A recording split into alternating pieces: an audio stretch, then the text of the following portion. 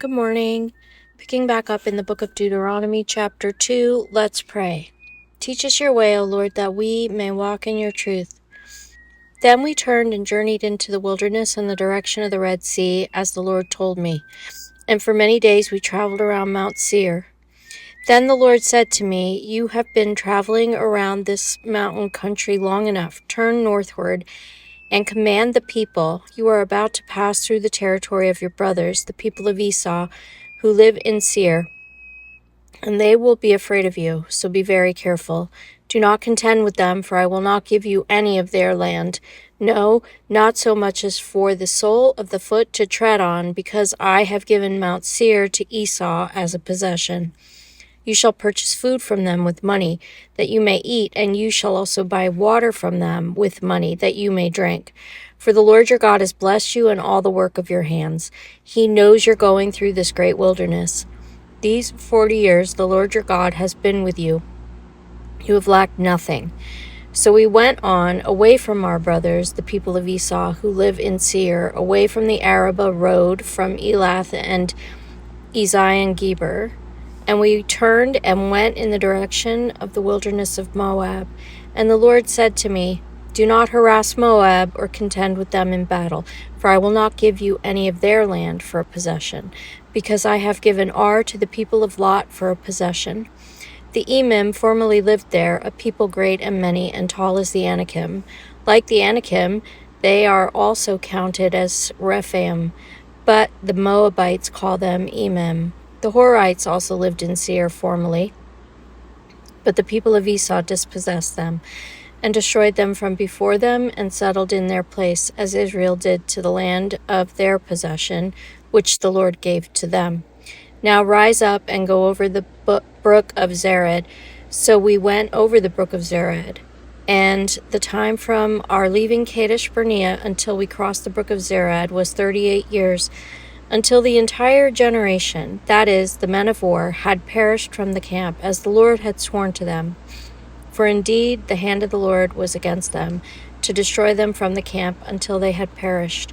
So as soon as all the men of war had perished and were dead from among the people, the Lord said to me, Today you are to cross the border of Moab at Ar, and when you approach the territory of the people of Ammon, do not harass them or contend with them, for I will not give any of the land of the people of Ammon as a possession, because I have given it to the sons of Lot for a possession.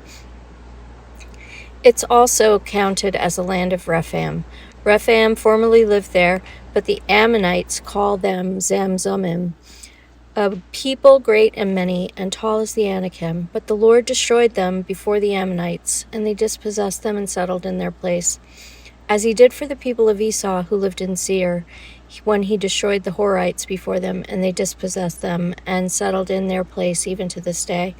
As for the Avim, who live in villages as far as Gaza, the Caphtorim, who came from Caphtor, destroyed them and settled in their place. Rise up, set out on your journey, and go over the valley of the Arnon. Behold, I have given into your hands Sihon the Amorite, king of Heshbon, and his land. Begin to take possession and contend with him in battle. This day I will begin to put the dread and fear of you on the peoples who are under the whole heaven, who shall hear the report of you, and shall tremble and be in anguish because of you. So I sent messengers from the wilderness of Kedemoth to Sihon the king of Heshbon with words of peace, saying, Let me pass through your land.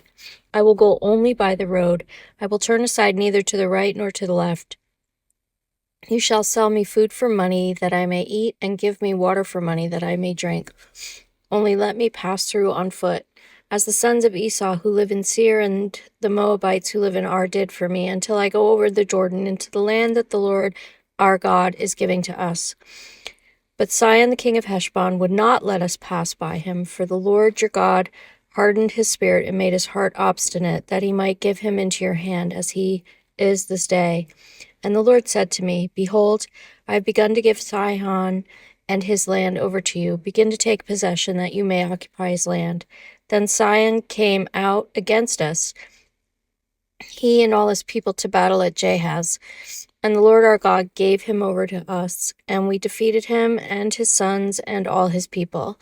And we captured all his cities at that time and devoted to destruction every city, men, women, and children. We left no survivors. Only the livestock we took as spoil for ourselves, with the plunder of the cities that we captured. From Aurora which is on the edge of the valley of the Arnon, and from the city that is in the valley as far as Gilead, there was not a city too high for us. The Lord our God gave all into our hands. Only to the land of the sons of Ammon you did not draw near, that is, to all the banks of the river Jabbok, and the cities of the hill country, whatever the Lord our God had forbidden us. May God bless the reading of his word.